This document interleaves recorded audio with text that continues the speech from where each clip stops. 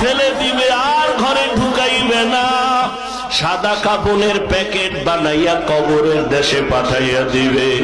এতদিন যে মা বাবার জন্য এত পাগল হইলাম, কেউ আমার সাথে যাবে না। আমি আস্তে আস্তে দেখি আমার বন্ধু নাই, আমার পাশের লোকগুলো সব আলাদা হয়ে গেল। এক পর্যায়ে আবার সাদা কাপড়ে পেঁচাইয়া আমারে বাগ বাগানে নিয়ে রওয়ানা। ওই কবরে অন্ধকার ঘর, বাতি নাই, কোনো সাথী নাই। ওই কবরে পাড়াইয়া পাড়াইয়া মাটি দিয়া সবাই চলে গেল, আমি এখন একা। আমার ডানে মাটি, বামে মাটি, সামনে পেছনে উপরে নিচে মাটি।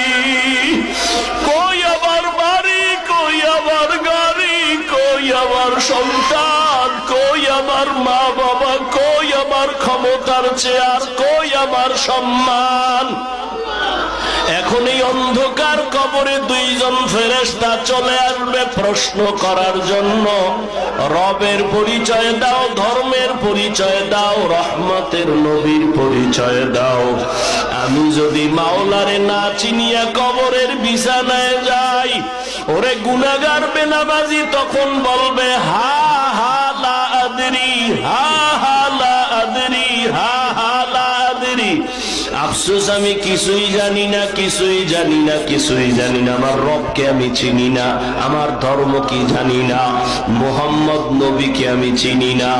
নবী বলেন সাথে সাথে আমার মাওলা রাগান্বিত কুদরতি আওয়াজ দিবেন। আল্লাহ বলবেন ফেরেশতা, এর সাথে আর ভালো ব্যবহার করার কোনো সুযোগ নাই। এই বান্দারে আমি দুনিয়াতে কত আদর করছি, আমি আল্লাহ কত নিয়ামত খাওয়াইলাম। আমার দেওয়া জমিনের ফসল খাইলো, গাছের ফল খাইলো, নদীর মাছ খাইলো, একবারও শুকর আদায় করে নাই, বরং আমার নাফরমানি করেছে। আলেম ওলামারা বুঝাইলো, বুঝে নাই, বিরোধিতা করেছে। এখন আর সুযোগ দেওয়া হবে না, এর জাহান্নামের শিকল লাগাও, কবরের ভেতরে জাহান্নামের বিছানা দাও।